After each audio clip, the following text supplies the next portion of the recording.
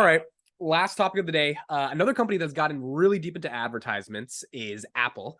They did about, I think, 4 billion last year in ad revenue. They're trying to double that. That's what their CFO said. And they're That's finding a wild. lot of ways to monetize in maps and news. And they kind of killed off Facebook. So now the world is open for them. Um, Here's the question to you, Sean. I see a lot of people in the timeline actively buying Apple. And I don't get it because at 174, people are like, the market doesn't understand. The market doesn't understand. I'm like, it's $6 away from being a $3 trillion company. I think the market understood in February that, like, I don't know, do we want to make it the first $3 trillion company in a world in which in September, yes, the iPhone 14s are coming out. How many people are actually going to upgrade? I don't know. Like, do you think they need an S curve in terms of product, whether that's a car, a reality headset, whatever that is, whether it's tripling ad revenue to show their next growth curve to justify a $3 trillion company? Or do you think if they just keep growing the way they're growing with the iPhone, no matter how stale it may be, lack of innovation, they'll get there and that Apple is a good buy right now? When I think about Apple, when I think about the 2022 version of Apple, what I think about is safety. I don't think about excitement. I don't think about what's new. I don't think about product innovation. Those things might be there. If I'm running a hedge fund, or I'm running Berkshire Hathaway, or I'm a large investment portfolio, or I have heavy AUM, or assets under management, I'm an asset advisor. I'm looking at Apple as a really safe place to potentially put my money. There's going to be very predictable product sales.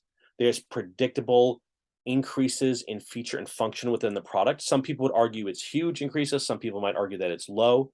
But overall, you've got a stock that pays a small dividend, has predictable revenue for the most part. I'm not saying it doesn't ebb and flow, but predictable for the most part.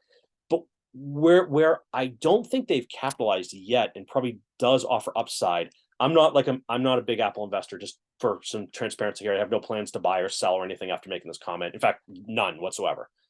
Um, I think about what else Apple could do, right? I've got literally right here. I've got two Apple phones. I've got iPhone. I'm iPods. on a MacBook. I've got another MacBook next to me. You're in the ecosystem. You're there. I'm in the ecosystem because I have to be, Yep. because it makes it easy to have all connected devices, all on the same platform, all with the same connectivity and expectations and usability. But the thing that Apple also has is the ability to quickly and easily offer a similar experience as anyone else. When Apple released Apple Pay, I actually spoke at length about what is this going to do to Square? What is this going to do to all of their competitors? If they can offer something to the SMB or small markets out there, right? The mom and pop shops as an option, right from the phone they already own, no extra services needed. Okay, well, that's an easy one, right? Payments. What if, as an example, because we all already have Apple products, so therefore, let me ask you a question. You're building your company, Audia. What is the thing that you need what has to happen for your product to scale like crazy? On the top of my head, I would say massive user growth, which means massive awareness of the product on the Exactly. App Store, essentially. Perfect. That's a perfect answer. If Apple wanted to create their own version of Waze, how hard would that be to do? I think it's relatively simple. Tomorrow, right? They could turn it on. Yeah. They could turn it on and people are going to download it. If they wanted to basically offer any experience of any app that already exists, they could do it. Yeah. You and I actually had a conversation. I forget it was the last one or the one before it, when we were looking at all the Google products that are associated with Google. Remember that?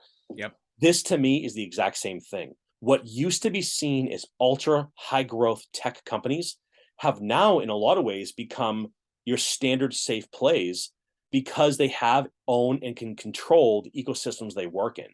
So when I think about, is Apple a $3 trillion company, I think the better question is, why isn't Apple a $3 trillion company? Almost everyone I know has several of their products. It's like, look, man, you might own an Android, but you don't own everything in your house is built on the Android platform. Yep.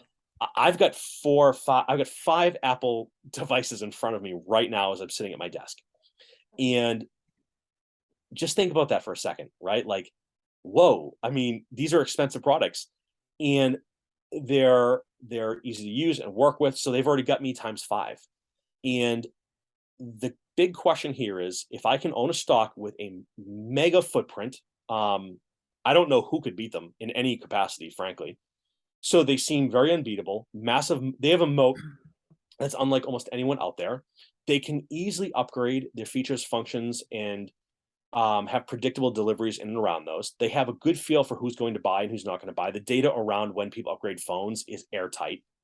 Bloomberg reported that there's trademarks that came out for a Reality One headset that might be the one more thing on their September 7th event. Maybe it's not, but let's say that's the. Do you think that's the next growth curve from a product feature? Because Tim Cook hasn't introduced anything from a product set that outside of AirPods.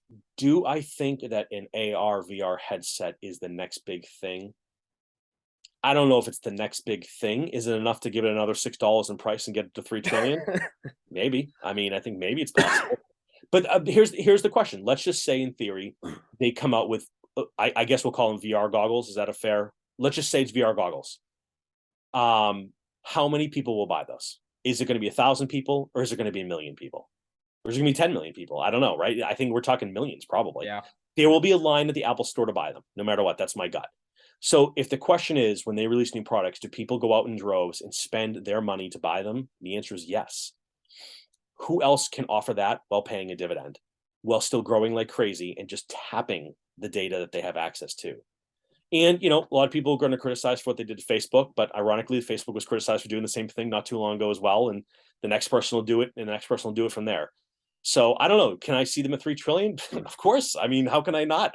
I would say make a case for why they're not going to be at 3 trillion. And I think there's a better argument there for that.